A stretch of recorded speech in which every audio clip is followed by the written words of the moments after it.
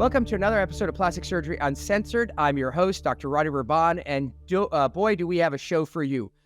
Sometimes having a producer has its benefits, and this is one occasion. So due to the great relationships of Maria, my producer, we have a fantastic guest for you all today. We have TV producer, fashion designer, and lifestyle expert, Rodner Figueroa, from all the way from Miami, who will be joining us. And while we could probably talk about endless topics, we've decided to focus our topic on men, plastic surgery in men. I've had a few episodes on plastic surgery in men. They do make up, believe it or not, 50% of the world's population. So I think it's reasonable for us to have this conversation. And as I have mentioned in the past, the percentage of male plastic surgery procedures has been on the rise.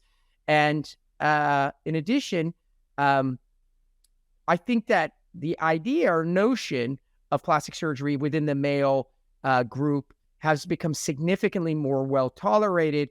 And as we say, it's less taboo. So with no further ado, Rodner, welcome to the show. Thank you so much, Rady, for having me. I think it's a wonderful opportunity to have men listen to this conversation because many of them sometimes are afraid of plastic surgery. Right. And we think, like you said, the taboo is over. We've normalized plastic surgery or procedures for men. And more often, like you said, people are having these little touches here and there just for their own benefit.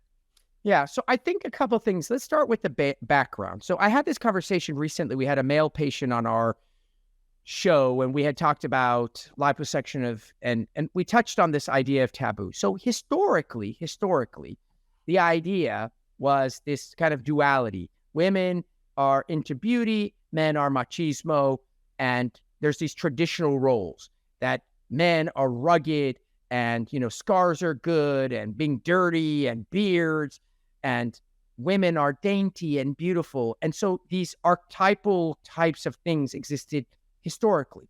Now, I'm not suggesting that necessarily some people don't still hold that, but this idea that men are not allowed to or not ought to be more refined or fix things, otherwise they'll be considered less masculine, that has significantly improved. In other words, you could still be macho, carry a gun, ride a motorcycle, and have no wrinkles in your forehead, right? Right? Yeah, and look good. So I think that's really the key crux. The second thing, and I think you'll touch on this, is more and more celebrities that celebrities, for better or for worse, there are icons. They're what the average person is observing. And so we've forever been seeing Sophia Loren and all these beautiful women. That's always been going on. But now men are seeing other good-looking men who are, macho and masculine and all those things. But now it's becoming much more acceptable that they're doing hair transplant, things like that. So in your world, which is all-encompassing, what are some of the things some of the procedures that you've been seeing through celebrities that have become more commonplace, you think? Well, not only celebrities, because I think as a society, we've come across a threshold in which younger and younger people are becoming more and more financially powerful, and you have to compete in that market too. It's no longer about experience. Before, if you were wrinkled and you had gray hair, that was very much respected. But now in this new world where young people rule, and you can see it in every single, at least in fashion, which is one of my areas of expertise, these brands are always looking for younger and younger and younger people. So if you want to compete and be part of the game, even as a CEO, probably for a crypto guy, you want to look young. Sure. It's not only about being trendy and looking good, but it also has to do with our society as we are right now. Well, I will tell you something interesting. We have always been enamored with beauty and youth. we talk about it as though it's a more common thing now. Maybe it's more popularly dialogue, meaning we talk about it. But since the advent of the human being, Cleopatra, everybody has always wanted to look pretty and young. That's part of the human psyche. That's why the plastic surgery world exploded during the pandemic. Here is a time when everyone was in misery and terrible, and the economy, and wow, the world is coming to an end. Well, shit, fuck, I want to look good. So this is always going to be around. But there are individuals, guys, like I think men look at other male figures. Is there anybody that stands out to you, even though plastic surgery is now for everybody, the common? Ironically, I remember a patient so well. He's a ranchero. The guy came in, cowboy boots, fucking ranchero hat, huge buckle. I'm fluent in Spanish, so I have a sizable Latino community. Yes. The guy owns avocado farms, and he is as ranchero as you get. Yes. And the guy came in for a facelift, his eyelids, Botox, and he has this beautiful younger wife, and he wants to look good. And it was so perfect. It was like, it reminded me how plastic surgery transcends all dimensionality. But there's also an element of fear that has been surpassed by instant results. Meaning, I believe that Botox democratized procedures for men because it's non-invasive, it's temporary, and you can see the results right away. So the moment men started using Botox and they started seeing the results, I think that gave them permission to go further. Sure. Botox is definitely the gateway 100%. Drug to aesthetic surgery. I think that's very well said. I think that, as pot is to drugs, Botox is to procedures, in that you get to try something, dabble, and feel, ooh, I look good, and I don't look. I think the biggest concern with men historically, without a doubt, is looking weird. So that happened with Kenny Rogers. Yeah, well, it happened with Kenny Rogers. It did. Look at what's his name, Mickey Rourke. It happened with a bunch of. So let me explain to you why that is. When you do good plastic surgery, minor all the way to major surgery, on a woman and or a man, it should be so subtle and natural that you don't know it happened. Okay? Take Jane Fonda. Looks amazing. Okay? Yeah. Conversely, when you do shitty plastic surgery on a woman versus shitty plastic surgery on a man, somehow a woman still looks okay. Yeah. Imagine, for example, big part of my practice are noses. A terrible nose job on a woman, she can still be hot. She's a beautiful woman with a terrible nose. There are thousands of models that have that. But a terrible nose job on a man is game over. So the tolerance we have aesthetically for males in terms of what does and doesn't look good is much smaller. So when people come in for nose jobs, I tell them a male rhinoplasty is much harder than a female rhinoplasty because the margin of error is smaller. So men have less room for looking, he looks kind of weird. Whereas women, we have a much bigger acceptance. So like you said, Kenny Rogers, Mickey Rourke, there was even a handful. Yeah, but I think more and more there are many celebrities who it's evidently that they've done something and they look like their own. They look fresh. And yes, I'm going to venture and say that Tom Cruise looks amazing for his age. Sure. I wouldn't pass put any of them. I mean, at the end of the day, as a celebrity, you have a trainer, you have a dietitian, you have all the right pieces to look your very best. To have your plastic surgeon and your dermatologist and your spa and all that would be crazy. If you have your dentist who fixes your teeth, you'd be crazy not to do it. But you have to be careful. You have to be careful because I've seen more and more often these teeth that they're so white, they're unnatural. And I understand there's a level of expectancy or expectation, for celebrities to look like they have a perfect denture, but it's just, you have to, like you said, you have to make it look nice and normal. Once you cross that boundary and you go into a color that is not really within the realm of colors, then you're making. Well, yeah. I mean, I'm no dentist, but I can tell you one thing. The worst thing in the world is a bad set of fake teeth. It's not what I do, but I mean, at the end of the day, I'm a very, very strong critic. I have a very sharp eye. So I can tell a bad set of teeth that look like chicle, from 100 miles away. And so can, frankly, anybody else. But the reality is, but the availability of it. So let's go. There was one particular person that I want to touch really quickly, and it was because he documented his procedure. It was Marc Jacobs, the designer. Yeah, sure. So he decided to have a facelift, and he did it with a friend of mine, with Andrew Giacono. Correct, and it was very brave of him to say, "Listen, this is what I'm doing. This is what goes on. This is the result." And you look at Marc Jacobs, and it looks like, yeah, he had work done, but you can still find Marc Jacobs behind the surgery. And that's where I go, like, there's so many things that you can do to look better and yet look like yourself. So that has nothing to do with the procedure. That has 100% to do with the surgeon. Yeah. It is all about the degree and the extent of what we do. So, for example, I can take any procedure, anyone, name it, eyelids. If I remove a little too much eyelid, you're going to look like Kenny Rogers. Yeah. Facelift. If I pull a little too hard, you're going to look weird. Your rhinoplasty. So the reality is that nuance that you are referring to, that looking good but not too weird, that has to do with the mastery and the skill set of your surgeon. So, but for sure, men are now participating in the full spectrum of procedures.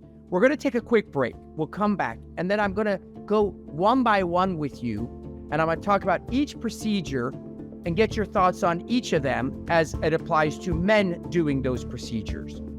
And then maybe you could... Maybe who needs it? And maybe you can tell me who you think had it. I don't know. We'll find out in a second. Let's take a quick break. We'll be right back with Plastic Surgery Uncensored.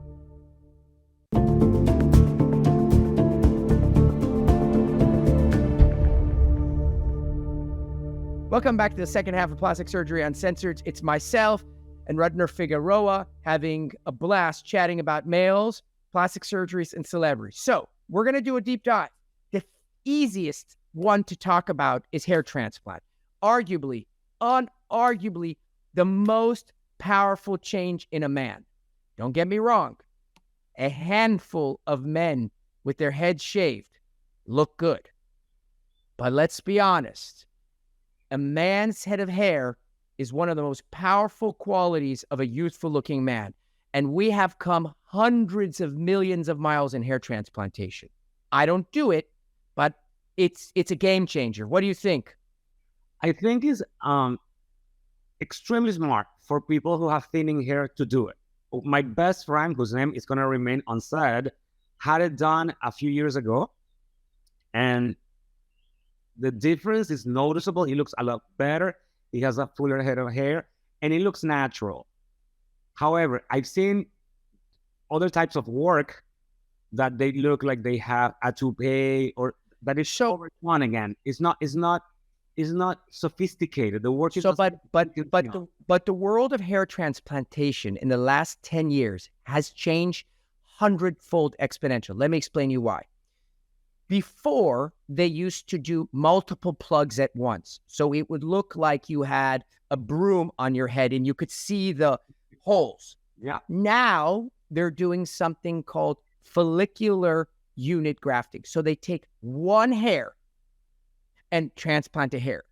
One hair, transplant a hair. Literally, they're inserting hair by hair by hair in any direction they want. And I have seen some masterful work. Yeah. And I can tell you, for me personally, as a man, as an almost 50-year-old man, the one thing that I am so grateful that I still have is my entire set of hair. And I have seen many of my friends, because I'm Middle Eastern, who lost their hair at 20 and 30 that have taken advantage of this new technology, and holy shit, They literally look like Benjamin Button. They're like, Well, I Istanbul, Turkey has become the hub for hair transplant. but in general, everywhere they're very good. So hair transplants, number one. Yeah. Next thing that we have is eyelids. So very early on, certain men start to develop a lot of droopy eyelids that start to close their eyes and make them look very old. In addition, they develop, as I have, bags under their eyes. So men are now doing eyelid surgery just as often as women. However, I have a question for you. yes. I'm 51, and just now I started to notice that my eyelids are starting to like sag. Correct, because that's exactly the age. It's between 45 and 50 that your eyelids begin to be problematic. And then I thought to myself, I'm pro plastic surgery, which I never said. You want to do it? Go ahead and do it. Should you wait until like the problem is absolutely noticeable and it's like, you see it, or should you do it right before it becomes problematic? So that that's a fantastic question. So I'm going to put it on pause because I'm going to answer your question in a second. Why I talk about eyelids is Kenny Rogers ruined his career and his entire face because of his eyelids. So let me explain this. The female eyelid is quintessentially different than the male eyelid. Men, in general, if you look at 100 top good-looking men, Latino, African-American, everyone, the one thing that you'll notice is they have very little tarsal show. Tarsal show is the part of the eyelid that a woman would wear blush, not blush, I don't know, the eye makeup, okay? Shit. What the hell do I know? Anyways, whatever the eyeshadow. I knew I'd get it, eyeshadow. Men have very little tarsal show. Women, on the contrary, the more tarsal show, the more feminine they look. So what Kenny Rogers had done, which was a disaster, is they removed too much upper eyelid skin. And as a result, he looked feminized, and it was a game changer. Now, to answer your question, the idea of plastic surgery is akin to filling in your gas tank. There are individuals who will fill their gas tank every time it gets to half tank. Why? Because they never want to run out of gas. They don't like the anxiety of not doing it. They want to find the right price. There are other individuals who wait till the gas is almost empty and then fill it. The answer to it is some people will not do surgery till it's like, fuck it, I have no choice. God, my neck looks so terrible now. And then other people are like, holy shit, it's beginning. Obviously, when you do it early, less people will notice because the amount of change is less.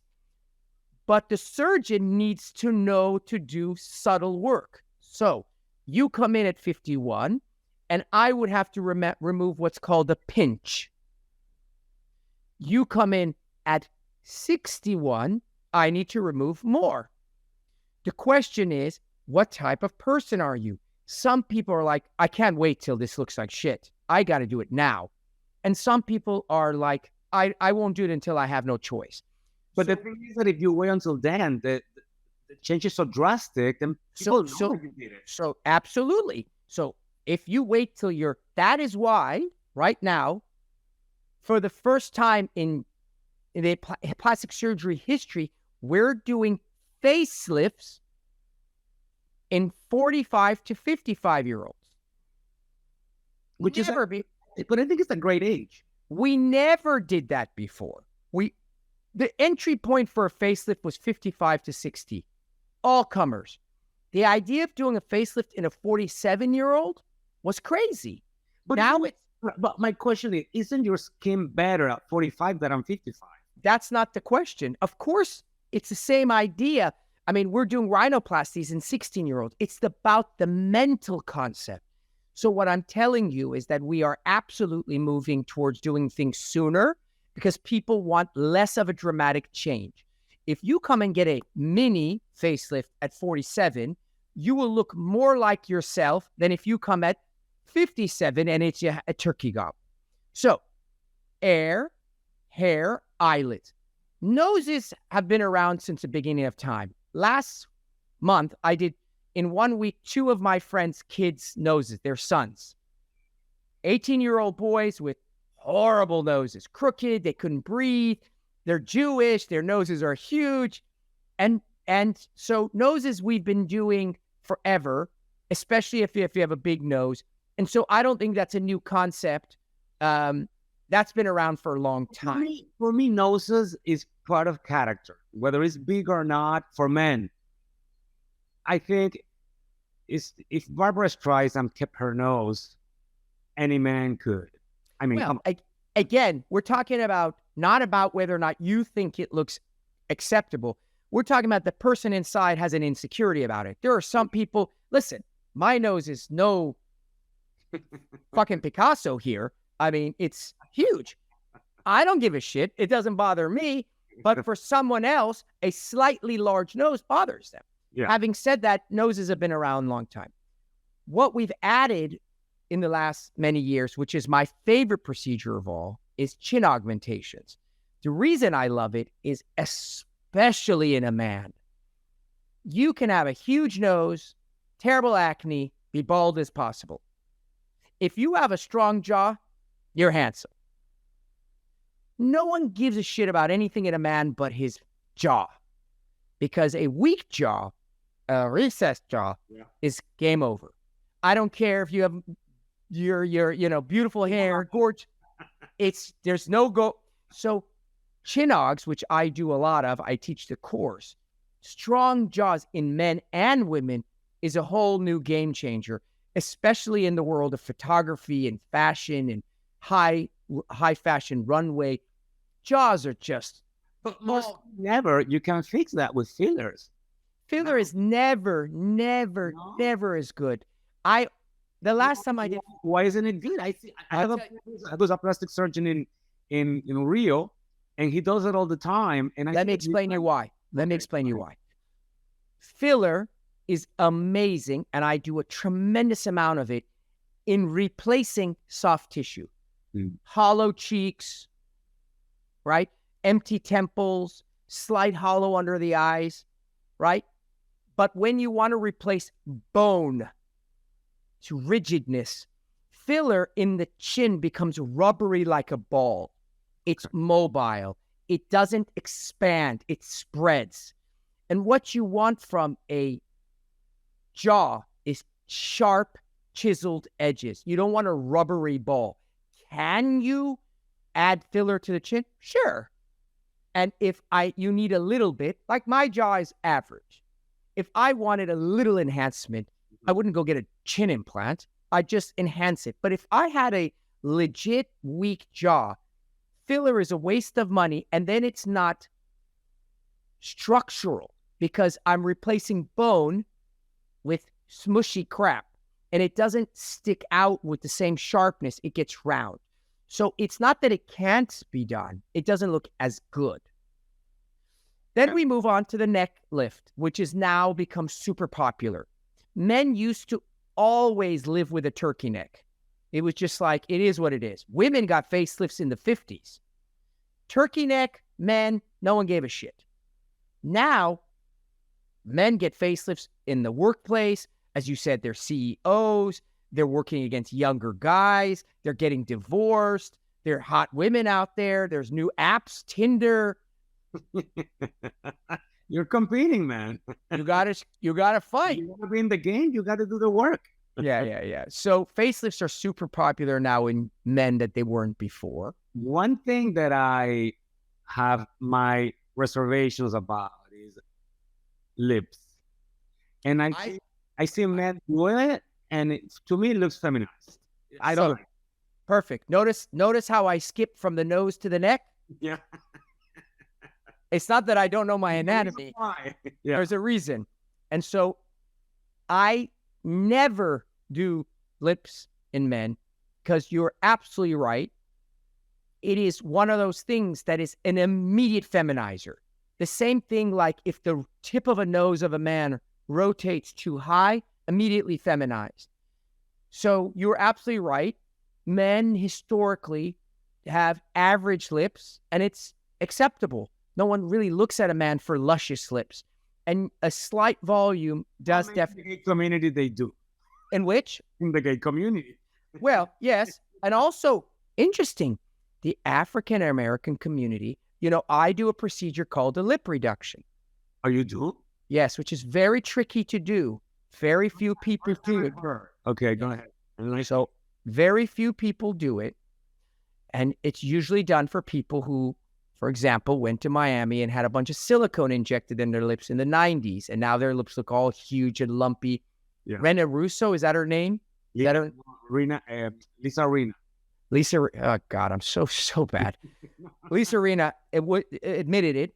She had gone and she had filler put in and reversed, tried. You can't reverse this filler because it's permanent. So we cut out lips and shrink it. I also do it in ethnic people. And I've had a bunch of African-American men and Asian men come to me who are ethnically born with very large, beautiful lips and hate them because they look feminine. And they come and get their lips reduced to a more modest size. I hadn't heard of that. This is the first time, basically. One thing that there's a very famous actor, I'm not going to say his name, who's done work in his chest, and it's pretty obvious that he has male chest implants. Right. It's true that it looks nice, but it's like, I think he went overboard.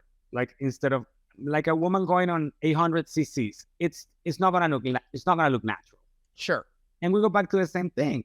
I think that if you have saggy pectorals and then you want to make yourself look nicer and better, go for something more subtle than more noticeable. Right. So you shifted gears excellently to one of the big components, which is these implants, pec implants, bicep implants, calf implants. By the way, none of which I don't do those surgeries because it's not a surgery that I like. But pec implants, particularly in the gay community, is very, very popular. And it's tricky. And as you said, like all implants, chin implants, breast implants, it's all about size.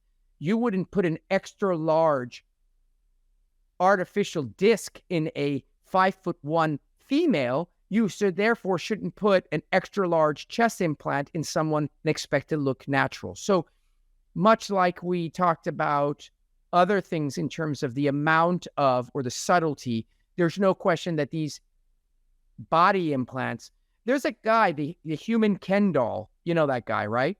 Yeah. He looks fucking crazy. I mean, he's got biceps and triceps and calves and quads. And I mean, obviously he's not well. He doesn't look natural. He doesn't look good to me. Well, he's not mentally well, so he looks terrible. So the last two items on our list before we conclude on our male, one is liposuction. Yeah. And so gynecomastia of the chest, male breast, is a super, super big issue amongst men because it creates a massive insecurity. You get it from birth, you get it from hormones, and you get it from pot and drugs that create extra estrogen. And removing that breast tissue can be done with vis-a-vis liposuction or direct excision like a mastectomy that you would do in a female. Super powerful procedure. It takes men who would never take their shirt off to wanting to go to the beach. It's that kind of a life-changing event. So gynecomastia is significant. And then last but not least is all the weight loss. We live in a country where 50% of the country is obese. So with the world of Ozempic, gastric bypass, lap band, we have thousands of Americans who have lost hundreds of pounds.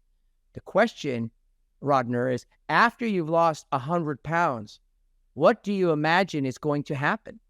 You're going to have saggy skin. You're going to be flabby all over the place. So you need to be fixed. Right. So you have it in your arms. They call that bat wings. You have them all in your abdomen, in your trunk. You have it in your inner thighs. And all that you have to get rid of. And so I do a tremendous amount of body contouring after weight loss, because in America, weight loss is a major obstacle and a big, big challenge for a lot of people.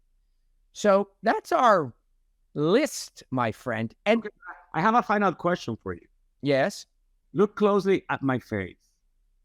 so handsome. Thank you so much. What would you do if I wanted to need a surgery? What would it be and why? So it's wonderful, because I asked you before we got on if you listened to my podcast, and you said, unfortunately, you haven't had a chance. You would know that I would never answer that question, because the answer is... I just wanted to say, you look good. You look so good. Yeah.